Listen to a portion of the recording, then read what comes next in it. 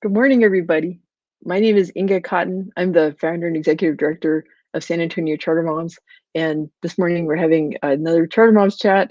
It's a series of videos as we talk about the issues that families are facing as we're educating our kids at home and, trying to stay safe, while COVID-19 is a threat to our communities. Um, and we want our kids to keep learning. We want to have family togetherness, but our options are limited as far as what places we can go. That's starting to change. So actually, we have a thread going. Well, we have a couple threads going in the San Antonio Charter Moms discussion group on Facebook, and I hope you'll join if you're not already a member. Yesterday, we started sharing the news about what the governor's announcement about when businesses could start to reopen. So the stay-at-home order statewide will expire on April 30th, but there's a kind of a new set of partial restrictions that'll kick in on Friday, May 1st. But there's some businesses that will start to reopen. But I guess the upshot of this is, how does this apply to families, right? So we'll get into the details of kind of what's opening, what's not opening.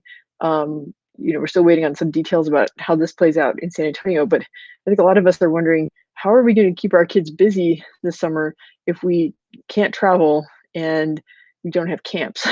So that's a question we're going to answer on the blog over the next few months. But in the short run, um, I mean, I'm one of those people where I'd rather know the facts. I'm not going to bury my head in the sand.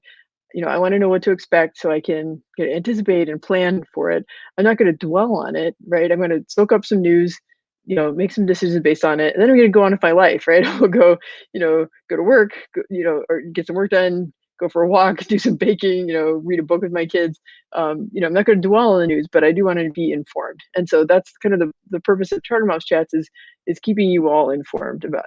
April comments, yeah, you are a planner. I am a planner. I did not carry it too far. I admit I did experience grief of having to wipe off so much stuff off the calendar over the past few months. And I guess I sort of compensated by going in and buying my 2021 fall calendar. I usually don't buy this early. I usually wait until maybe sometime in the late fall to buy the 2021 calendar. So right now I have 2020 and 2021 up on the wall because so many things are getting canceled for 2020. And if they announce a new date for 2021, I want to go ahead and put it on the wall. So I have something to look forward to, even if it's a little bit farther planning horizon than I'm used to. So specifically today, I wanted to talk about. So yesterday we talked about what fall might look like when schools start to reopen, looking at like Denmark or Sweden where schools are open, and also Becca was asking me, she's like, Inga, why do you keep sending me links from Houston? I'm like, I'm sorry, but there's just hats off to the media corps in Houston. Like they have a lot of good stuff going on. Also, the fact is that our local paper, the San Antonio Express News, is part of the Hearst Corporation, along with the Houston Chronicle, and they share staff and resources. So sometimes, if it's statewide coverage, it's actually by someone from the Chronicle team. But as I mentioned yesterday, if you have an Express News digital subscription, which I highly recommend, you can read all the articles on the Chronicle as well. You just replace in the URL, just type in Express News instead of Houston Chronicle, and bam, your Express News subscription unlocks the entire Houston Chronicle. So, okay, that was a tangent, but anyway, I love Houston. I love visiting Houston. I can't wait to go back. That's on my bucket list of things to do once the restrictions are lifted. Okay, but what is summer? What is summer going to be like? Okay, so I've had again coverage from Houston. So for example, the Houston Zoo has announced it's canceling all of its Zoofari camps for the summer. But if you look at the so the order from Governor Greg Abbott yesterday, it said that phase one of reopening, there are some types of businesses that will be able to reopen starting Friday. Wow, May 1st. Okay, so examples of that are, I'm reading from a Rivard Report story, so thank you, Rivard Report. Retail stores, restaurants, movie theaters, malls, museums, libraries, and single-person offices. Now it says, museums must restrict access to any interactive exhibits to prevent coronavirus transmission that way. Food courts, play areas, and interactive displays in malls must also remain closed. Let's see. There's a 65-page report. Wow. Okay. They link to it in the VARD report. I'll share that link in the description. Let's see. Okay, movie theaters should make sure every other row is empty and space assigned seats at least 6 feet apart. Restaurants should limit seating to 6 people per table and use disposable menus. And so you may have seen in some of the press coverage that, right, like, so like what the capacity is for the restaurant, they can admit up to 25% of that total, right? So the restaurant can be no more than 1/4 full. And actually, there's a story in the Express News about how some restaurants, it's just not economical for them to open if they can only seat at 25% of the tables. So now, Abbott's announcement said that they would look at the conditions a few weeks from now, like by late May, and if certain conditions are met, we can kind of go to phase two. And so then, like, businesses can be maybe 50% at capacity, right? And also they can look at different regions, right? I mean, Texas is a very large state and very diverse, right? We have giant cities, and we also have some rural areas that are sparsely populated and have very few cases of coronavirus or none. So the rules might be different for some of those rural counties. So it's really a matter of, like, we just need to watch. Let's see. Okay, so some of the conditions that we need to be met. Okay, downward trajectory of influenza-like illnesses within a 14-day period. Downward trajectory of documented cases within a 14-day period, or percentage of positive tests as percent of total tests. And hospitals are treating patients without crisis care and have a robust testing program in place for at-risk healthcare workers. So basically, stuff won't keep. We're on this trend towards things reopening, but we need to get out of crisis mode, right? Like, if the hospitals are overwhelmed, then we're going to go back into lockdown again. So right. I mean, okay, so we know that schools are closed for the rest of this school year, right? At least the campuses are closed, even though, like, the learning keeps going on, hopefully through the distance packets. So now, it looks like, at least in Houston, like some institutions have already announced that they are not having in-person summer camps, but it did come up in in Governor Abbott's message about that it's possible that camps, would be able to open. So I guess, I mean, right now we're just kind of in a holding pattern, right? So I guess I'm curious if you want to comment on this video, or when I share it in the group, like, did you already put deposits down on camps for the summer? So I admit we usually, um, for our family, I'd say in like early March around spring break is when we usually commit to kind of what our summer is going to look like. That's when, like, we'll buy plane tickets or Airbnb reservations for our family reunion that we were hoping to go to, or we'd like to visit our friends in Chicago and ride the L and stuff like that. So we plan the travel. We find camps that fit around the travel, and then start making reservations. Maybe we don't get all the early bird discounts, but we have the extra flexibility. But this year, by early March, we had a sense that, even though there were very few cases in Texas yet at that point, we had the sense that it seemed like it was going to get worse before it got better. And so we actually did not put any money down on camps. The other thing I put money down on for the summer was the National Charter Schools Conference, which is supposed to be in Orlando in July, I believe. And I don't really know what the status is on that yet. I paid the conference registration. I have not booked any travel or any airline or hotel or anything like that. And we were thinking about kind of making a family trip out of it and, like, seeing some of the parks in Orlando, but that's on hold. So so no, we haven't.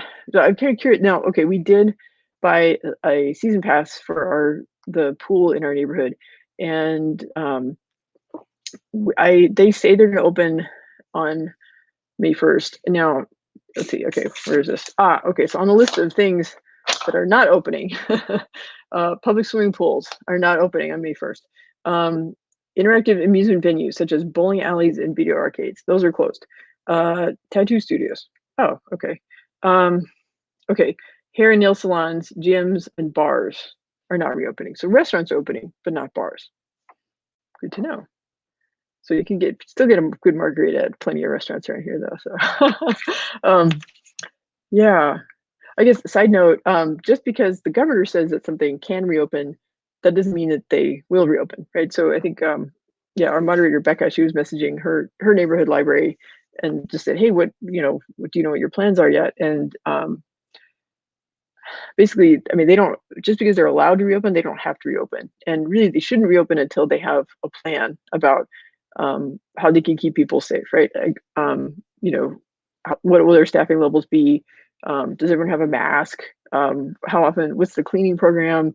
And are there practices like curbside that they can use to make things safer? So, oh, we have a comment. Let's see. Vicky Leach says she's planning a mass summer camp. Haven't released details yet. She says, "I'm afraid no one will sign up." That is that's a really good point. That's another aspect to it. Like, okay, so the governor can say these businesses have permission to reopen. That doesn't necessarily mean they will reopen because each owner, right? So like Elmo Draft House, posted on social media saying that yes, they understand that they now have permission to open starting May 1st, but they're still working on what their plan is and they're not ready to reopen yet. So good for you, Alamo Draft House, keeping us safe. um, and that's another concern too, is that like, so for example, if a restaurant decides to reopen and they figure out, what is their capacity, up to 25% of their occupancy, um, but will people come, right? So personally, we're probably going to mostly stay home, except for things we do that are outdoors. I mean, it may or may not be backed up by science, but my sense is that if you've got heat and ultraviolet light and a strong breeze, and at least 6 feet away from other people, you're pretty safe. And being out in nature is like really satisfying to me. So that's what I'm doing as my outlet. But we're pretty good cooks in this house, including my kids are learning too, and we're okay without eating out. Which I feel bad for the restaurants, but we're not ready um, to eat out yet or get takeout. So yeah, so it's kind of it's still a risk. There may be some people who are braver when when I go out. There are some older folks in my family that I'm kind of their linked to the outside world, and so I feel like I need to keep pretty safe to protect the people in my circle that I'm looking after. Um, yeah, and I have the privilege of being able to work from home, so my work is not really that interrupted. Um, so yeah, Vicky, I wish you well. I hope you do make plans for a camp. But I guess you might, have some kind of backup plan, to have the online aspect, I guess. I'll be interested to hear more. That's another thing. I did a little research locally about what, as far as like lessons and camps. I didn't see much about the summer, but I did want to mention. So Magic Theater is offering. Wait, let me tab over if I know what it's called. Okay. Magic Theater is offering e-academy classes. Um, so it's for the month of May so far. Not seeing any announcements about summer yet. I guess a lot of folks are just taking a wait and see approach. Um, but so these are like online classes that you can do from home. And then I've heard that Woodlawn Theater is also offering like kind of a distance learning program for the kids who have been in theater classes. Although I didn't see anything on the Woodlawn website about that.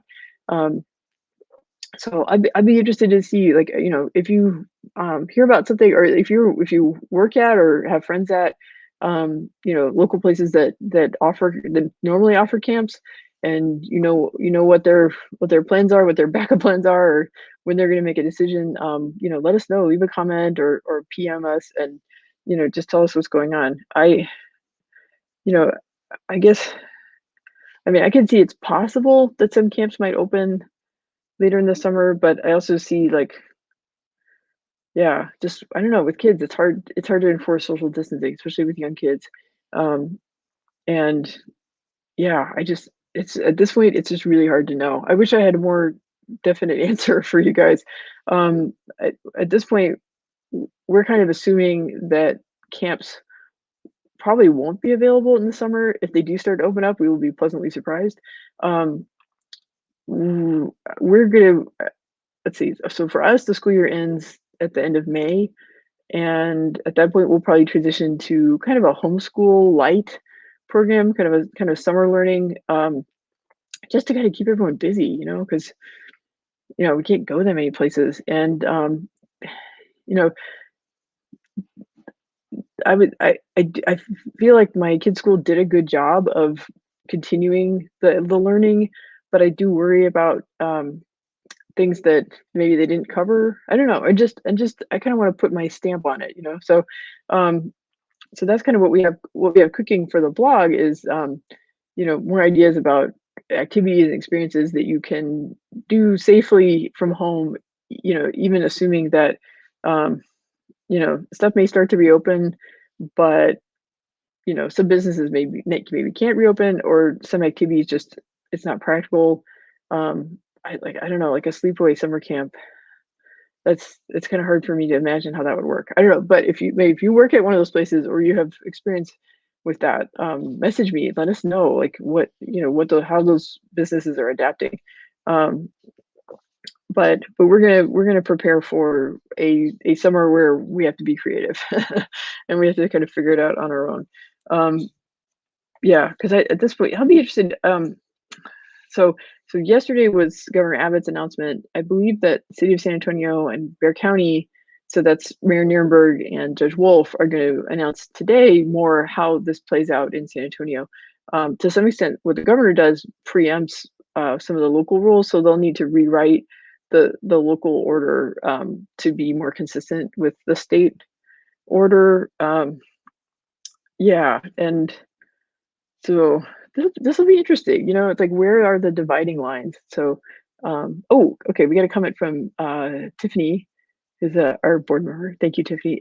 Received an email from Summer Swim. We may have a delayed season and start mid-June. That is interesting. Yeah, yeah, that is interesting. And it sounds like Tiffany, yeah, when some families may hesitate, that even if it is open, um, yeah. I mean, I have to say, like, if it's something where it's outside and there's a lot of chlorine, there's that that makes it seem a little bit safer. But then again, if the kids are in close proximity to each other, and you never know when they start like, wrestling or roughhousing or whatever. Um, yeah, it's just hard to know, there's just a lot of unknowns here, and we want to keep our community safe. We also want businesses to keep running. We want people to get their jobs back. Um, and there's just really no clear-cut answer.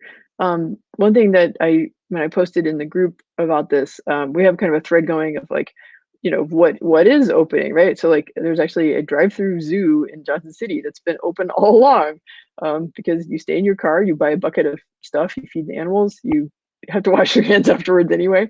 So something, and the state parks closed briefly, but they've been open for at least a week. And so how does this all yeah, how does this all play out? We don't know, but I can tell you, at least in our group, we believe in live and let live. So if you choose to stay home, you do you. If you choose to go out, you do you. Um, and we're going to support each other, right? Because you are the best judge of your sanity and what your family needs. So, and your family's health. So, just I wish good health and safety to all of you. Everyone, be careful out there. Let's keep flattening the curve so that we can regain our freedom and our privileges, but not too fast. And I want to note that please join the Mind Shift Ed group.